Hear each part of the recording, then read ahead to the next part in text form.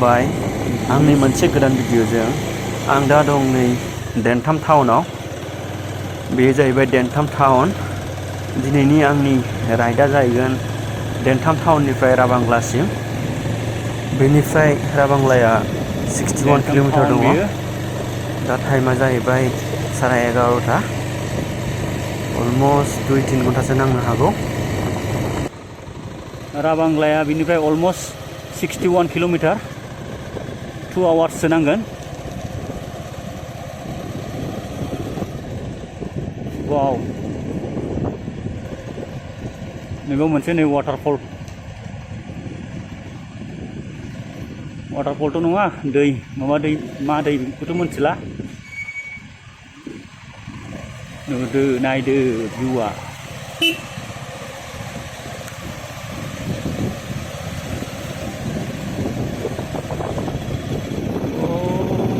नैबे जाहैबाय डेन्टाम टाउन, ओरै गोजौनिफ्राय नै।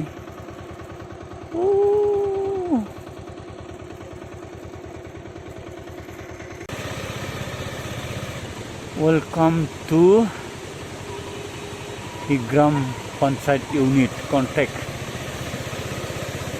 हिग्राम पंचायत यूनिट।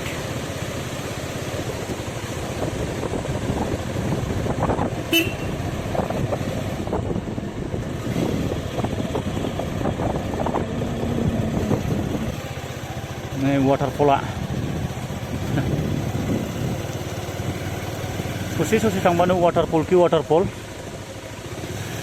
माबायदि वाटारफल नायनो, फिसा नायनो ना गिदिर नायनो? बेबो गिदिरानो, गोजौनिफ्राय गोलैबोदों नै।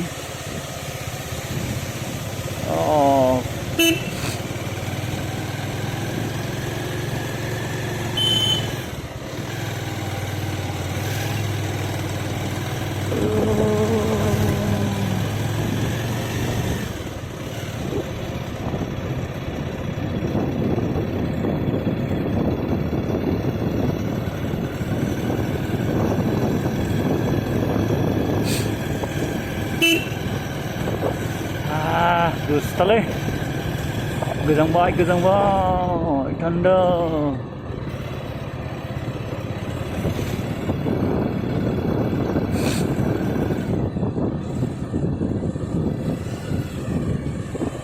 नै ओरैबो दै बोहैबोगासिनो।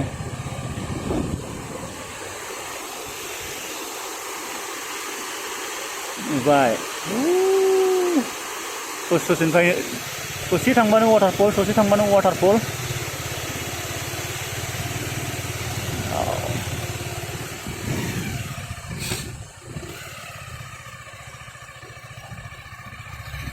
आं दा थांगासिनो राभांग्ला, डेन्टामनिफ्राय राभांग्ला रड। स' बिनिफ्राय 1.5 आवारसो नांबावगोन।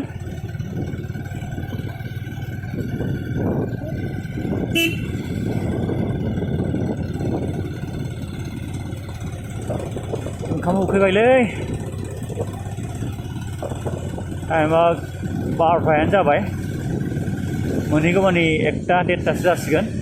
आरो नैबेयावबो वाटारफलबाव मोनसेबाव नै। जेरैबो वाटारफल जोब, चारिय'फाले वाटारफल। हाजो जायगा नालाय वाटारफलावथ' थाखागोनानो।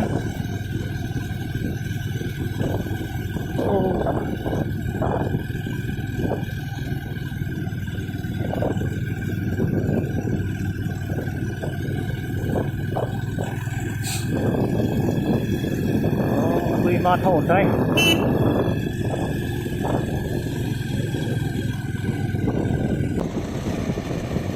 मा बाजार मोनखोलायथाय? ओंखाम उखैबायलै। कुलुक 6 किल'मिटार बेनिफ्राय कुलुकआ। गथ'फ्रा मालाय नै मोसालायदों, बेरायदों।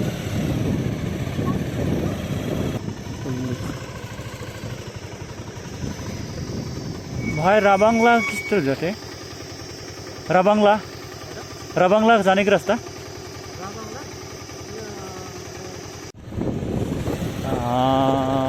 मा जायगा मोनखो? बेयो जाहैबाय मिथिला।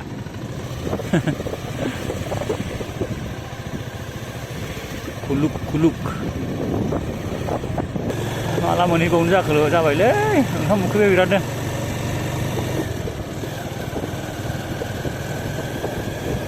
लामानि हटेलसो नागिरनांसिगोन लामायाव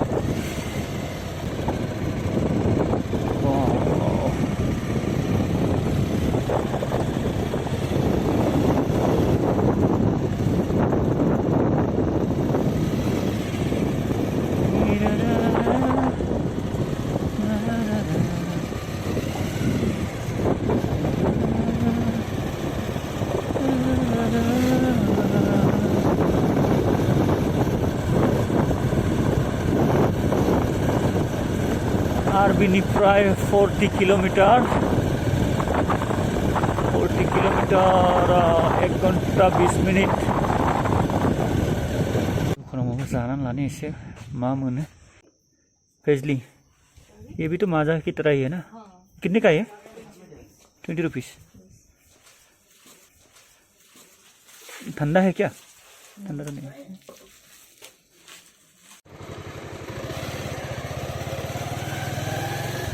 नैबे गाहायजोंसो थांनांगौ नीचे से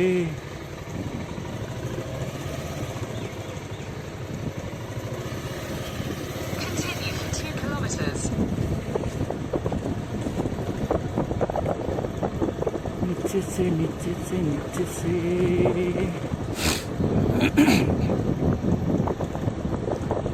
नीचे नीचे नीचे नीचे नीचे बाप रे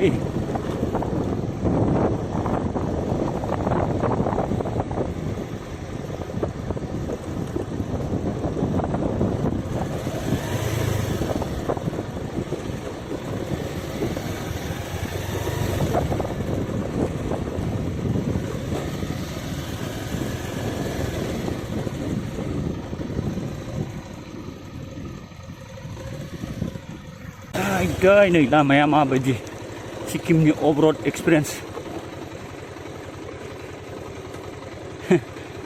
ओरैबायदि गाज्रिखा लामाया सर्टकाट होननानै बेजों फैबाय बेजों गोजानसिनसो जाबाय लामाया गाज्रिसो सर्टकाटमोन गुगोल मेपखौ नायनानै फैजाया नंखायनो जानला मोनला गुगोल मेप नायनानै फैबाय लामाया नै बिदिसो नायलाय लामाया बबे हाग्रा बारिजों फैनांखो गुगोला माबायदि थगायखो गुगोला थगायनानै बिथिं लाबोबाय नै लामाया माबायदि फाग्लासो अबेबा हाग्रा सिं सिंसो फैनांबाय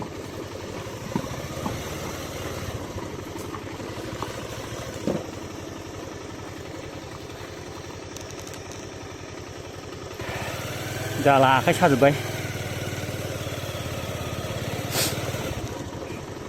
गुगोलखौ बांद्राय बिसास खालामनानै सालायजाया नंखायनो गारिखौ ओरैबायदि थगायबाय गुगोला फाइनालि नै एथ' गोबाव 10-15 किल'मिटारसो फैनानै एसे मोजां लामा मोनफैबाय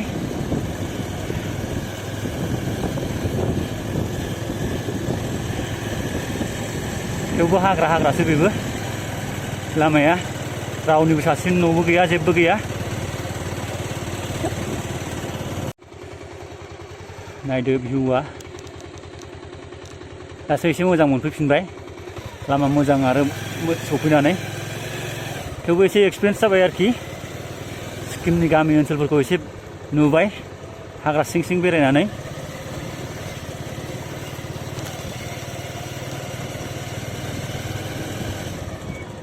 नायदो लामाया Continue straight.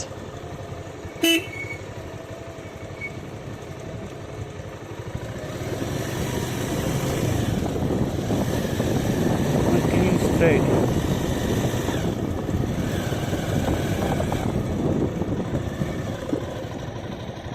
Continue for 3 kilometers.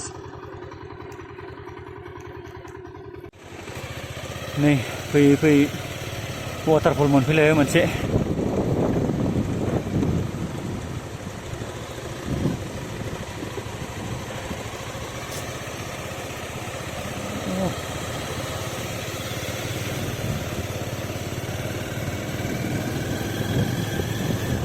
लामाया नै आयै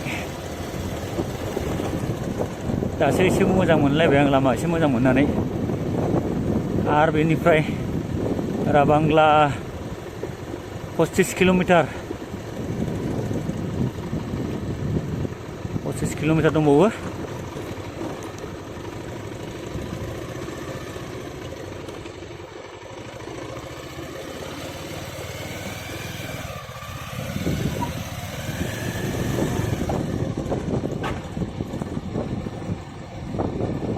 लामाया ओरैबायदि खारखा खालि इउटार्नल' नै वाटारफला ओरै फैबावदों आरो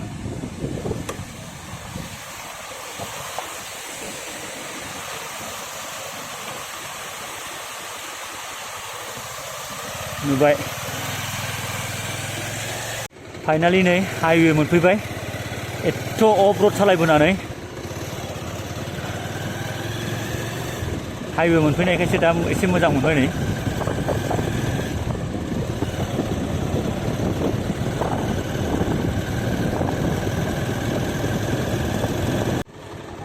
नै फाइनालि राबांग्ला लामायाव जों हाबबाय बेनिफ्राय अलमस्ट 24-25 किल'मिटार। राबांग्लाया साउथ सिक्किमनि मोनसे फेमास टुरिस्ट डेस्टिनेसन। बियो सी लेभेलनिफ्राय 8000 फिट गोजौआव दङ।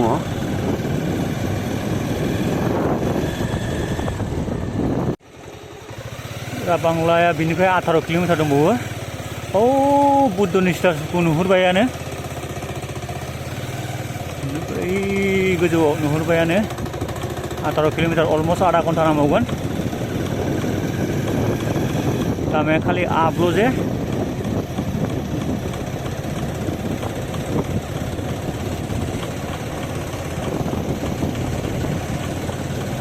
गुगोला ओरैबायदि फिदिंनानै लाबोबाय जोंखौ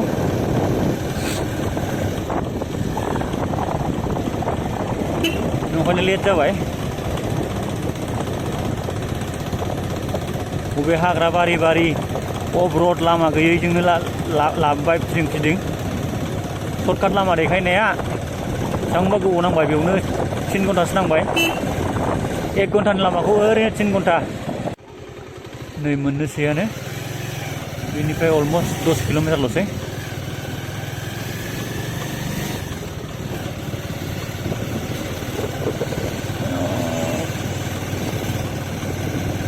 जाम जानानै दंजोबो नै अलमस्ट 10 किल'मिटार फ्रम हियार।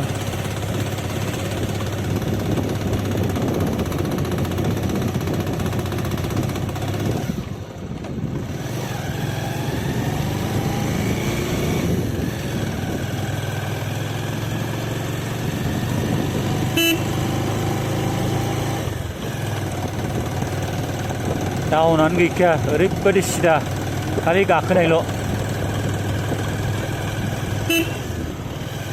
ओंखारनायावसो मोजां जागोन हगारलांबायल' थानो आराम।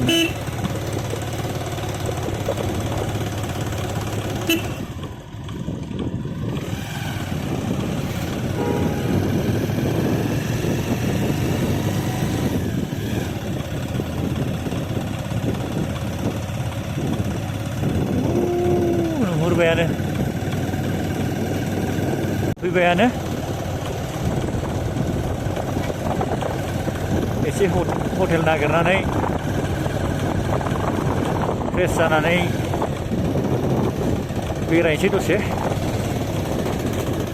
नैबेजों 7 mirror lake and डलिं monastery.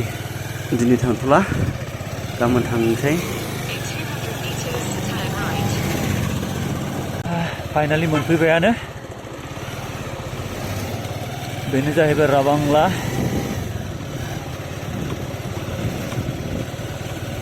First hotel नागिरग्रोनोसै Belgium town.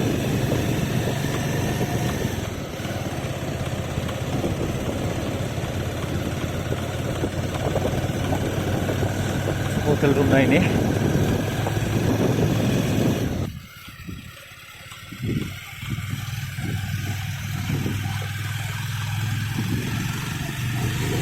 बेनो जाहैबाय राभांला।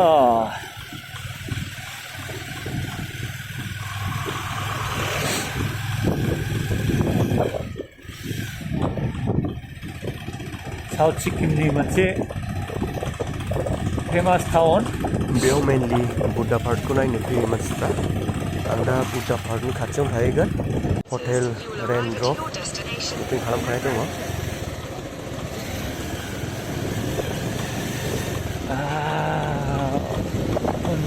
मोनबाय।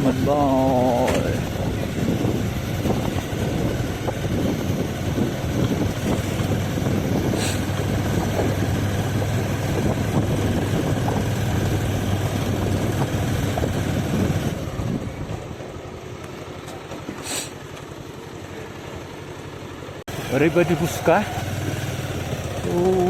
नै बुद्धानि स्टाचु।